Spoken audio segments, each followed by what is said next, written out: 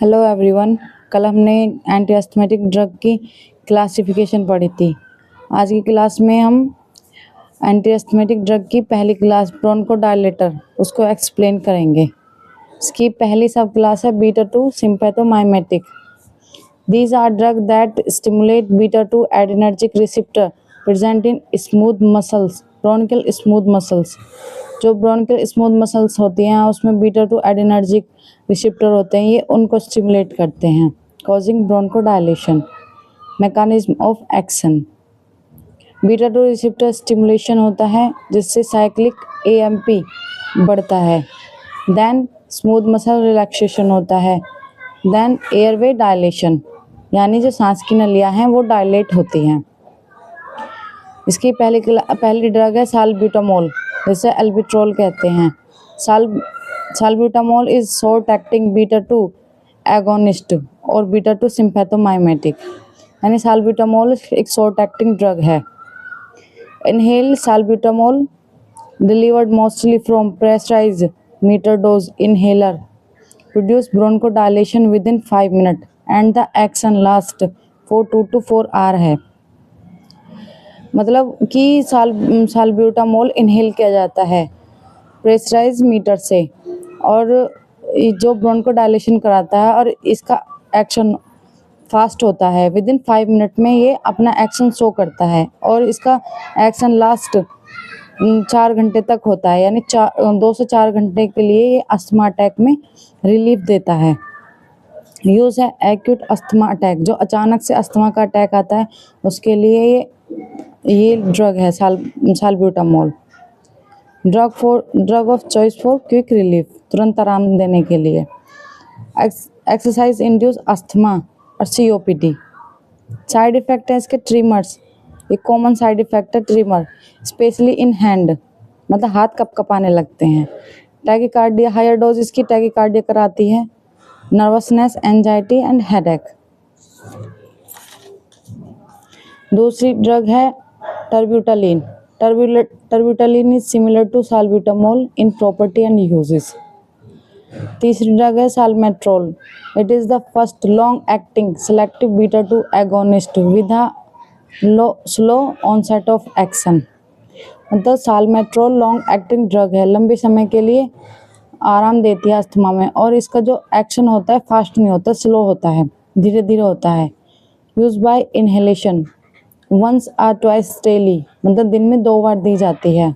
Schedule for maintenance therapy.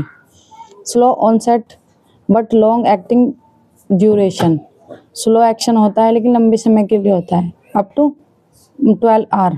दस not suitable for acute attack, इसलिए ये अचानक अटैक के लिए ये सुटेबल नहीं है। यूजेस हैं bronchial asthma, COPD. Side effect है इसका ट्रिमर, पाल्पिटेशन मतलब पसीने आने लगते हैं, headache, muscle cramp. Never use alone in asthma, risk of severe asthma attack. इस साल्मेट्रोल को अकेले यूज नहीं किया जाता है।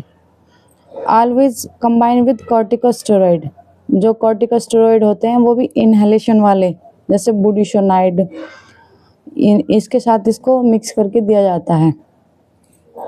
फोर्थ ड्रग है formoterol, another long acting selective beta 2 agonist, act for 12 hour when inhaled. जब फॉर्मेट्रोल को इनहेल किया जाता है तो ये लंबे समय के लिए, लगभग 12 घंटे के लिए ही आराम पहुंचाती है। It has faster onset of action, और इसका ऑनसेट ऑफ एक्शन फास्ट होता है साल्ब्यूटामोल की तरह, मतलब एक तो ये फास्ट होता है और लॉन्ग एक्टिंग भी होता है। और दूसरी क्लास है मिथाइलजैंथीन। मिथाइलजैंथीन भी डायलेशन कराता है, ब्रोंको डायलेटर है। इसकी ड्रग है theophylline, aminophylline, doxofylline etcetera. Mechanism of action है फास्फोडाइस्टेज पीडीई इनहिबिशन, जिससे साइक्लिक एएमपी इंक्रीज होता है और ब्रोंको डायलेशन कराता है। साइड इफेक्ट है इसके nausea, vomiting, headache, insomnia, tachycardia और अरेथमिया। ये टैकीकार्डिया हायर डोज पे होता है क्योंकि ये एडिनोसिन रिसेप्टर को ब्लॉक करते हैं। एडिनोसिन का काम होता है बीपी को कम करना, एडिनोसिन ही नहीं बनेगा तो बीपी इंक्रीज होने लगा, टैकीकार्डिया और अरिथमिया जैसी कंडीशन हो जाएगी। टॉक्सिक डोज सीजर कराता है, टॉक्सिक डोज से सीजर होने लगते हैं। थियोफाइलिन के बारे में जानते हैं थोड़ा। Theophylline is well absorb orally, और ये ड्रग ओरली ली जाती हैं। Bio availability is 90 to 100%। Cross blood brain barrier placenta and secret in milk. Theophylline blood brain barrier को क्रॉस करती है प्लेसेंटा को, यानी कि ये लिपिड सॉल्युबल होती हैं, इसलिए ये प्लेसेंटा को क्रॉस कर जाती हैं और ये मिल्क में सीक्रेट होने लगती हैं। Widely distributed in body fluid, widely distributed है।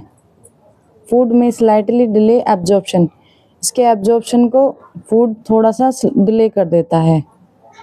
हाफ लाइफ इन एडल्ट में 6 से 6 to 8 आवर, मतलब ये बॉडी में 6 से 8 घंटे तक रहती है एडल्ट में। बट न्यूनेट्स और एडल्टली, मतलब जो यंग एज के होते हैं पेशेंट और जो बच्चे होते हैं उनमें ये बॉडी में ज़्यादा लंबे समय के लिए होता है। स्लो क्लियरेंस होता है, मतलब धीरे धीरे बॉडी से बाहर निकलता है, इसलिए इनका टीहाफ ज़्यादा होता है। नैरो थेरेप्यूटिक इंडेक्स, जो थियोफाइलिन ड्रग होती हैं इनका थेरेप्यूटिक इंडेक्स नैरो होता है, इसलिए ड्रग मॉनिटरिंग रिक्वायर है। यूज़ है COPD, bronchial asthma. Last class है ब्रोंकोडायलेटर की एंटीकोलिनर्जिक ड्रग। ये होती हैं इप्राट्रोपियम, शॉर्ट एक्टिंग होती है, थियोट्रोपियम लॉन्ग एक्टिंग होती है। मैकेनिज्म ऑफ एक्शन है M3 एडिनर्जिक रिसेप्टर M3।